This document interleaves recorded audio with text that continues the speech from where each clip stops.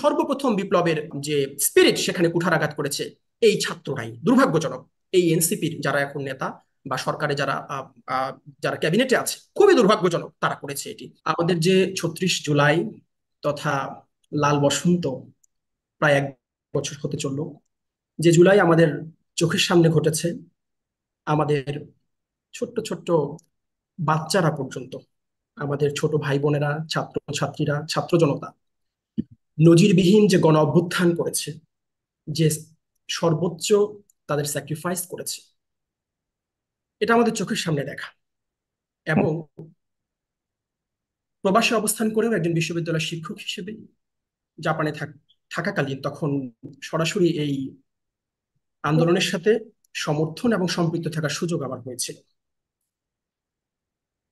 Bangladeshi origin academics world wide এই নামে একটা প্ল্যাটফর্ম জুলাই আন্দোলন কেন্দ্রিক আমি করেছিলাম। যারা বাংলাদেশি অরিজিন, বাংলাদেশি প্রফেসর এবং রিসার্চার সারা দুনিয়াতে যারা কাজ করছেন, তাদের সকলকে নিয়ে একটা প্ল্যাটফর্ম আমি দাঁড় করানোর চেষ্টা করেছিলাম এবং আমরা আমাদের সমর্থন জুলাই আন্দোলনের পক্ষে দেওয়ার চেষ্টা করেছিলাম। হুম। সেজন্য এই আন্দোলনের একজন স্টেক হোল্ডার মনে করি আমি নিজেকে। সে জায়গা থেকে কিছু কথা বলার আছে। হুম। শুরুতেই যে বিষয়টা, যে আমরা 1 বছর প্রায় পার করে ফেললাম, সে শহীদেরা, শহীদ আবু সাইদ যে বুক চিতিয়ে দাঁড়িয়েছিল, নিজের রক্ত দিতে একটু কুণ্ঠাবোধ করেনি, শহীদ মীর মুগ্ধ, ছোট্ট একটা বাচ্চা রিয়া গোপ পর্যন্ত, হেলিকপ্টার থেকে গুলি করে যাদেরকে শহীদ করা হয়েছে, ছাত্র জনতা প্রায় 2000-এর মতো ছাত্র জনতা শহীদ হয়েছে এই আন্দোলনে। তারপরে নিঃসন্দেহে 1 বছর পরে আমরা প্রাপ্তি এবং অপ্রাপ্তির হিসাব মেলাতে বসবো, এটি খুবই যুক্তিসঙ্গত। কিন্তু অত্যন্ত ভারাক্রান্ত হৃদয়ে আজকের এই অনুষ্ঠানটাতে 1 বছর যখন রিকল করছি, 1 বছরে কি হলো, আমরা কি করতে পেরেছি, সামনে আমরা কি করতে পারবো, এটি খুব খুব বেশি আশাব্যঞ্জক আমার কাছে সোফার মনে হচ্ছে না। হুম। আমি জাপানে বিশ্ববিদ্যালয়ে শিক্ষকতা করতাম। আমি বিশ্ববিদ্যালয়ে জাপানের ভালো পজিশন ছেড়ে শুধুমাত্র নিজের দেশকে সার্ভ করার জন্য, হুম। যেই শহীদ আবু সাইদ মীর মুগ্ধরা তাদের শাহাদাতের মাধ্যমে যে নতুন বাংলাদেশ আমরা পেয়েছি, সেই দেশে যেন ভূমিকা রাখতে পারি, সেই জায়গায় কন্ট্রিবিউট করার জন্য আমি জাপানের চাকুরি ছেড়ে বাংলাদেশে চলে এসেছি এবং বাংলাদেশ কৃষি বিশ্ববিদ্যালয়ে এই মাসেই, জুন মাসে আমি জয়েন করেছি। হুম। অনেক আশা এবং স্বপ্ন নিয়ে আমি এই দেশে ফিরে এসেছি, নিশ্চিত ভালো ভবিষ্যৎ আপাত দৃষ্টিতে মনে হয় যেটি, সেটি ছেড়ে। কাজে দায়বদ্ধতার অনেক জায়গা আছে। আমি প্রথমে একটা কথা বলবো, আমাদের খুব মনে রাখার কথা, মনে থাকার কথা, আমাদের খুব বেশি আগের কথা না। শ্রীলঙ্কাতে মাহেন্দ্র রাজাপাকসে, তার পরিবারের যে সীমাহীন দুর্নীতি, যে দুঃশাসন, তারপরে শ্রীলঙ্কার সাধারণ মানুষ যেভাবে রাস্তায় চলে আসলো এবং সরকারি বাসভবন থেকে মন্ত্রীদেরকে, রাষ্ট্রপতিকে, প্রধানমন্ত্রীকে যেভাবে রাস্তা থেকে ধরে টেনে হিচড়ে নিয়ে আসলো এবং নজিরবিহীন একটি গণ অভ্যুত্থান করলো। এই গণ অভ্যুত্থান যে প্রেক্ষাপটে হয়েছিল, যে প্রেক্ষিতে হয়েছিল, হুম। তাদের অর্থনীতি পুরোপুরি দেউলিয়া হয়ে গিয়েছিল তারা। সে জায়গা থেকে আমরা যদি এখন চিন্তা করি তাদের অবস্থানটা কি, তারা সেই শ্রীলঙ্কা কিন্তু পুরো ঘুরে দাঁড়িয়েছে। তারা তাদের দারিদ্র দূর করে ফেলেছে। তাদের দেউলিয়া ছিল, তারা এখন দেউলিয়ত্ব নাই করে ফেলেছে। দুর্ভাগ্যজনক ভাবে আমরাও একটি বিপ্লব পেয়েছি, আমরাও একটা গণ অভ্যুত্থান পেয়েছি। দুর্ভাগ্যজনক হচ্ছে এটি, আমরা আমাদের বিপ্লবটাকে নাই করে দিয়েছি, আমরা আমাদের গণ অভ্যুত্থানের স্পিরিটটাই নাই করে দিয়েছি। খুবই দুর্ভাগ্যজনক। এই জুলাই আমাদের সামনে অনেক প্রত্যাশার একটা পারদ নিয়ে এসেছিল। আমার স্পষ্ট মনে পড়ে যখন 8 আগস্ট প্রফেসর ইউনূস স্যারের নেতৃত্বে অন্তর্বর্তীকালীন সরকার যখন শপথ গ্রহণ করে, তখন আমরা আমাদের platform Bangladeshi origin academics world ওয়াইডের পক্ষ থেকে ওনাদেরকে অভিনন্দন জানিয়েছিলাম, প্রত্যেক অ্যাডভাইজারদেরকে এবং সরকারকে আমরা আন্তরিকভাবে অভিনন্দন জানিয়েছিলাম, যেটা পত্রিকায় প্রকাশিত হয়েছিল। আমরা সেখানে বলেছিলাম যে জনগণের একটা টাওয়ারিং একটা এক্সপেকটেশন আছে, পাহাড় সম প্রত্যাশা ছিল। 1 বছর পর যদি প্রত্যাশা এবং প্রাপ্তির সাথে আমরা মেলাতে যাই, তাহলে আমাদের ঝুলিতে খুব বেশি কিছু পাবো বলে আমার কাছে মনে হয় না। শুরুতে আমি সাগর ভাইয়ের যে কথাটা, মানে প্রথম প্রশ্নটা ছিল যে গতকালকে যে অডিওটা ভাইরাল হয়েছে, ফ্যাসিস্ট আওয়ামী লীগ তাদের একজন নেতা অনলাইনে কাউকে একজন ইনস্ট্রাকশন দিচ্ছে বা বলছে যে তারা চলে আসবে 2 মাস পর, অনেক কিছুই বলছে। আমি এখানে ফ্যাসিস্ট নেত্রী শেখ হাসিনা, তার একটা উক্তি আমি খুব পছন্দ করি, আমি বরাবরই এটা কোট করি বিভিন্ন জায়গায়।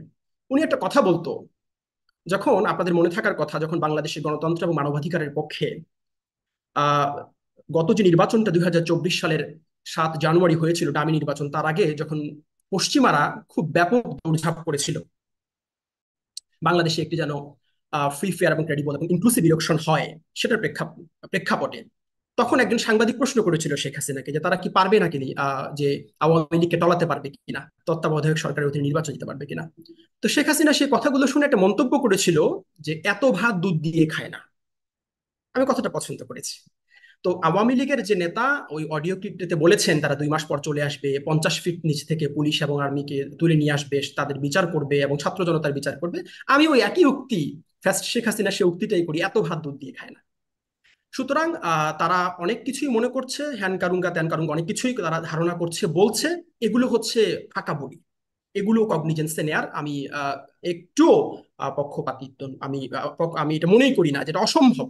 অসম্ভব, কারণ আওয়ামী লীগের এই ফ্যাসিস্ট রেজিমের পরাজয় হয়নি, এটা পতন হয়েছে। ফল অ্যাবসোলিউট, এবং এটা নজিরবিহীন একটা গণ অভ্যুত্থানের মাধ্যমে হয়েছে। ভাই, সত্যের একটা, সবসময় সত্যের একটা শক্তি থাকে, হুম, নৈতিকতার একটা শক্তি থাকে।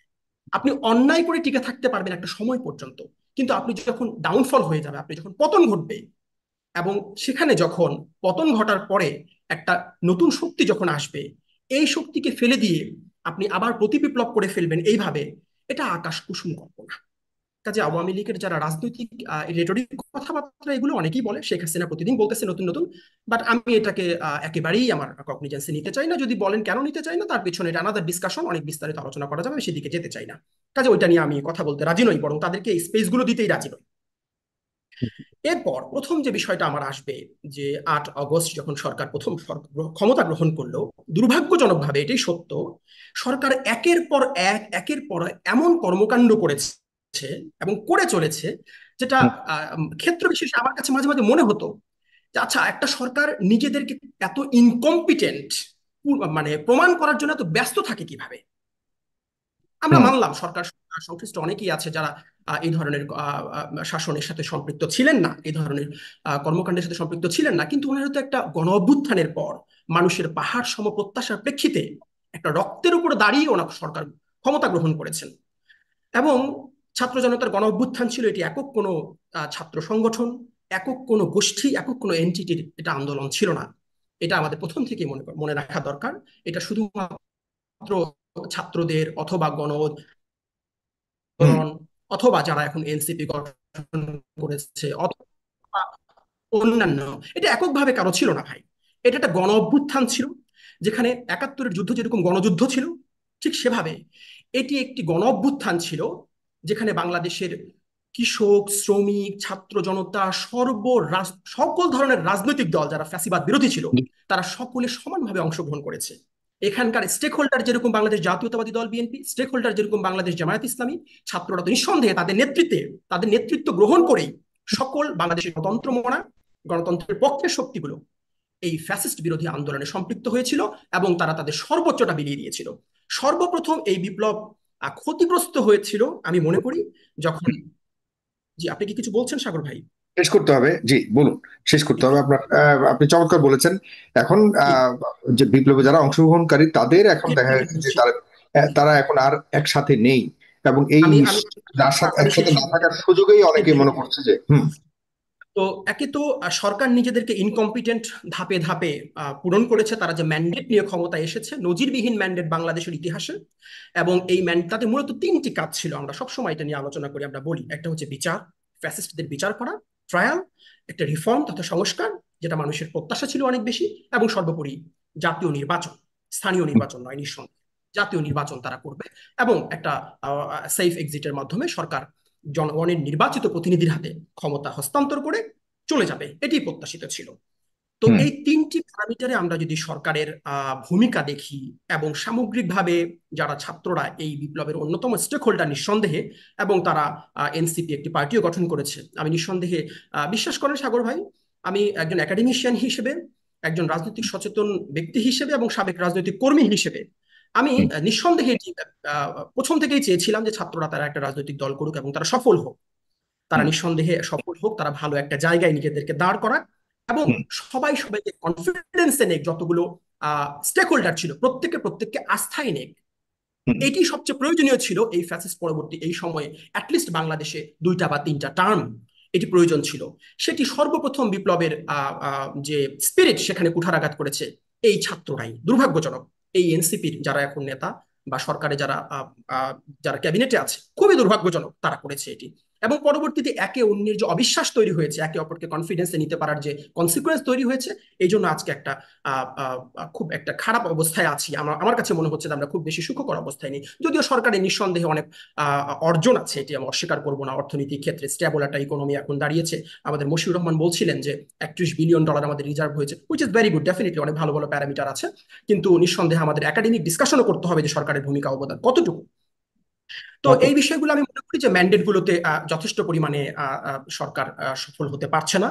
লাস্ট যে বিষয়টা কথা বলে এই পর্ব শেষ করব সেটি হচ্ছে যে আমরা জানি যে লন্ডনে বিএনপির সম্মানিত ভারপ্রাপ্ত চেয়ারম্যান জনাব তারেক রহমান ওনার সাথে দেখা করে এসেছেন, বা একটা মিটিং ছিল আমাদের অন্তর্বর্তী সরকারের মাননীয় প্রধান উপদেষ্টা প্রফেসর ডক্টর হুম। ইউনূস স্যারের সাথে ডেলিগেশনের মিটিং ছিল। তারপরে আমরা প্রত্যাশা করেছিলাম যে সরকার এমন ভূমিকা রাখবে, এমন ভাবে এই দৃশ্যমান উন্নতি, একটি সংস্কার বিচার এবং একটি জাতীয় নির্বাচনের দিকে এই সরকার ইফেক্টিভলি এগিয়ে যাবে, যেটি আমার কাছে আপাত দৃষ্টিতে মনে হচ্ছে এটি সুদূর পরাহত কিনা, বা এটি নিয়ে প্রশ্ন তোলার যথেষ্ট সুযোগ আছে, এটা আমার কাছে মনে হচ্ছে। কাজে আমি যথেষ্ট পরিমাণে আশাবাদী হতে পারছি না সামগ্রিক দৃষ্টিতে।